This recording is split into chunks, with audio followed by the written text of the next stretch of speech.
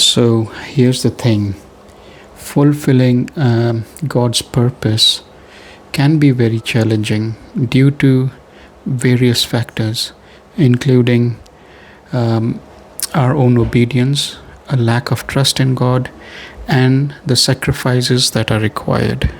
Additionally, fear, impatience, and struggling to identify one's unique calling can actually hinder the purposes.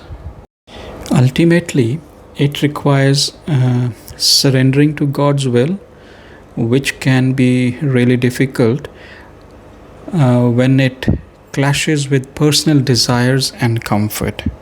Now, disobedience, choosing to go against God's will, even when it's clear, can prevent you or anyone from fulfilling our purposes. Now, lack of surrender. Fulfilling God's purpose often requires sacrifice and a willingness to let go of our own plans and desires. Now, talking about lack of trust and fear. Deeply trusting in God's goodnesses and faithfulness is essential for surrendering to His will, which can be challenging when faced with unanswered prayers or difficult circumstances. Now comes fear of unknown, failure, or making wrong choices can actually paralyze us from taking the steps forward, fulfilling God's. It could be trying to be someone else, trying to fulfill someone else's expectations, or living up to the model of that God didn't design for you can lead you astray. So now coming to the next point is confusion and distraction.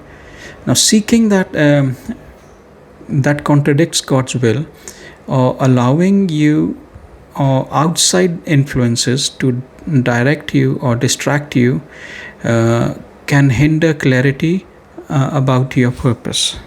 Coming to impatience can lead to make rash decisions or trying to force things to happen before God's timing, potentially causing a setback. So now coming to the next point is stepping out in faith.